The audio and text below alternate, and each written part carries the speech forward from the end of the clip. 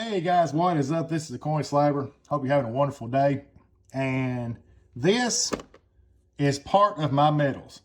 And a lot of people ask, what do you do with your metals? How do you store your silver? Well, this is my opinion, but I will tell you my opinion as soon as we get back.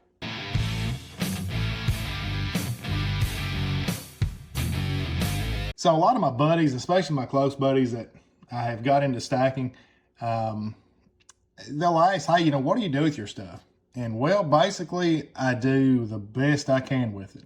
I will say, first and foremost, this is a lot of my lower end stuff and some silver, my more expensive graded, and my gold.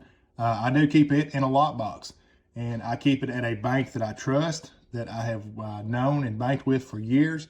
I know the people there. They recently put a new system in a couple weeks ago where it's computerized, and we had a discussion about that. Knowing if I could get in my lockbox at any time and if I needed it, and I know a lot of people will talk bad about safety deposit boxes. Yes, they are not the most secure you can do, but they are pretty discreet. I don't advertise when I take something in to put it in or to take it out. It's pretty discreet. Nobody knows what I've got in there except for me and some close family. So to me, it's the best option. And this mess here, basically I put in a very nice and one of the better secure gun safes that I could find. And that's why I keep this in. Granted, it looks a lot, but it's not that much dollar value compared to what I keep in my lockbox. So basically, I'll go through how I store stuff. And let's start with silver dollars.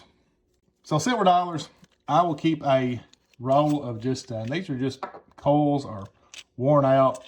There's nothing that's any grading purposes or that great at all. And I'll keep them in two, just like I will Bullion Silver Eagle, Krugerrand Maple, 1 ounce silver round, something like that. My half dollars, I do the same way, and that's 40%. But this is 90% silver half dollars. In the same way, I keep those in these tubes until I get a roll, and I will stick them in rolls. So I kind of do the rest of my junk silver the same way. Rolling 90% quarters, rolling 90% dimes. I think these are wheat pennies. There's some no date Buffalo nickels. So basically, that's how I do my junk silver. And keep in mind, this is junk silver. This is not grading, no grading purposes. Just will never be anything other than junk silver. And my little bit better stuff, I'm just going to pull this forward so you can see. But my little better stuff, I will go put in 2x2s. And this is something I recently started doing, was using these boxes. And there's some of the Littleton packages from a few videos ago.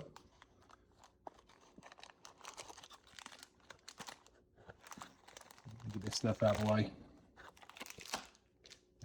But basically, my stuff that won't go in a junk pile, more or less, I'll keep in these 2x2s. They keep better. And I like these little boxes. And to be honest, like I said, I just found these boxes a few months ago. But it really organized these 2x2s. In this case, I've got silver on one side, and this is just some run-of-the-mill Ikes. Well, it's silver Ike, but nevertheless. But that's a handy piece. You can keep up with these things. And keep in mind, too, there's a lot of coins. That thing's pretty heavy, and it don't take a lot of room up in the safe. And next up, we'll talk about slabs. You know me.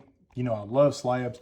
But I'll buy one of these every few months. If I go to a coin show, I'll pick up a slab. A lot of times you can buy these slab holders at a coin show a whole lot cheaper than you buy them on eBay because there's no shipping.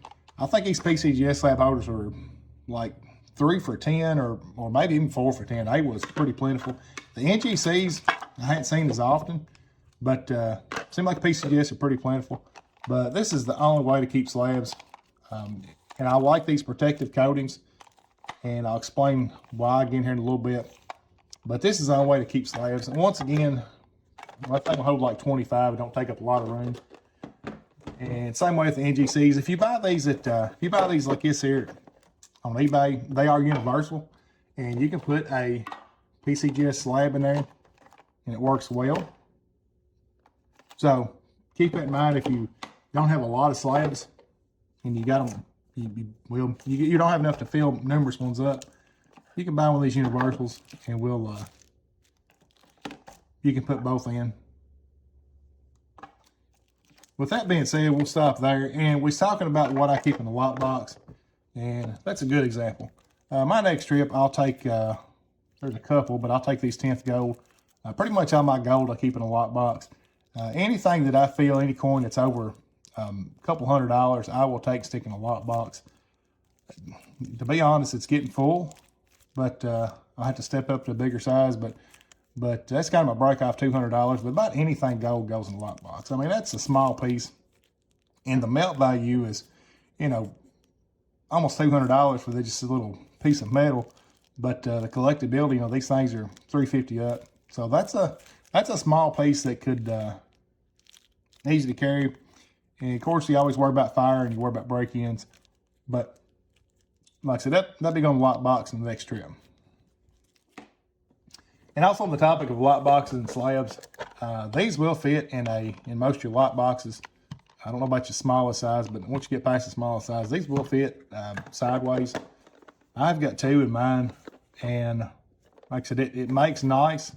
The reason for the sleeves, originally, I was afraid I was going to have to stack them and band them, but after I figured out these cases would fit, they are nice and tight. And when you get the sleeves in these, and there's some that's loose, it's nice and just snug.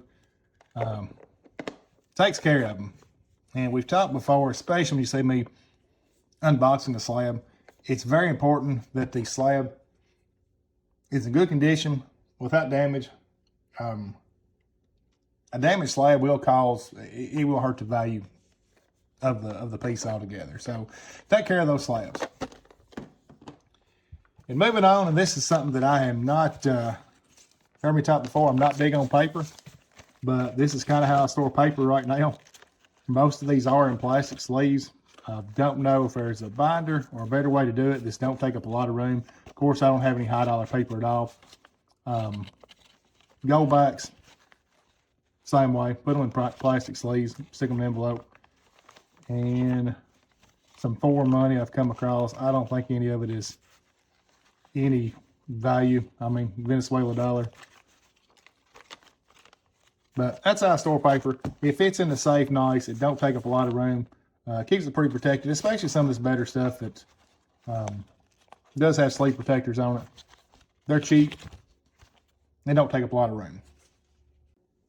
Next up, these old cigar boxes. You've probably seen them in videos and in thumbs, but I've got a couple. I will keep coin in one and bullion in the other. And in case like these 1 ounce rounds, I will fill a tube up and I'll stick in a lockbox. Same way with a tube of Eagles or a tube of Maples. Same way. And lastly, I have got 2 or 3 of boxes just like this.